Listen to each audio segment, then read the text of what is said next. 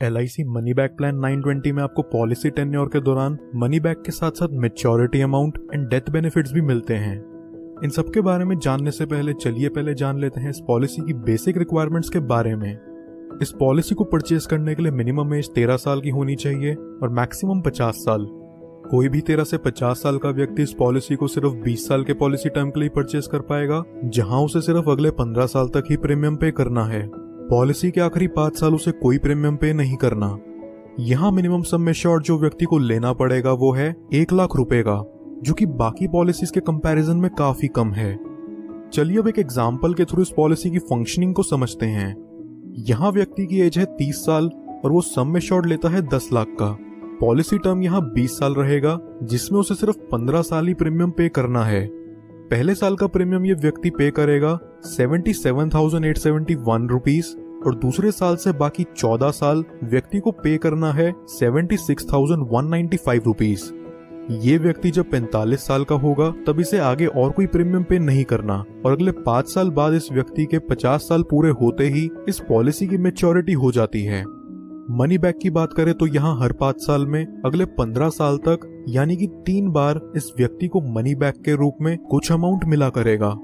वो अमाउंट व्यक्ति के सम एश्योर्ड का 20% होगा और यहाँ 5 लाख का 20% बनता है 2 लाख रुपए, जो कि व्यक्ति को 35, 40 और 45 साल की एज में दिए जाएंगे। और मैच्योरिटी हो जाने पर यहाँ व्यक्ति को लगभग 12,20,000 का अमाउंट मिल जाता है।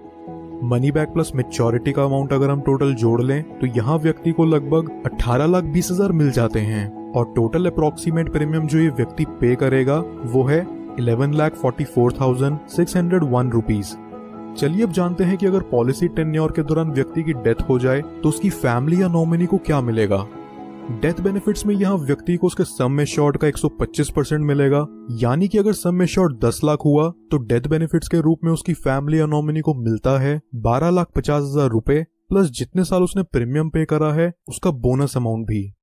नॉमिनी चाहे तो इस अमाउंट को एक ही बारी में पूरा विड्रॉ कर सकते हैं या फिर वो चाहे तो इसे 5, 10, 15 साल की इंस्टॉलमेंट्स में भी ले सकते हैं, जहां LIC उन्हें इसके ऊपर इंटरेस्ट भी प्रोवाइड करेगा। कुछ और बेनिफिट्स जो LIC मनी बैक में आपको देखने को मिलते हैं वो हैं, व्यक्ति 2 साल बाद इस पॉलिसी के अगेंस्ट लोन ले सकता है और 2 साल बाद ही चाहे तो इसे सरेंडर भी कर सकता है। साथ ही साथ वो इसमें टैक्स डिडक्शंस क्लेम करने के लिए भी एलिजिबल है।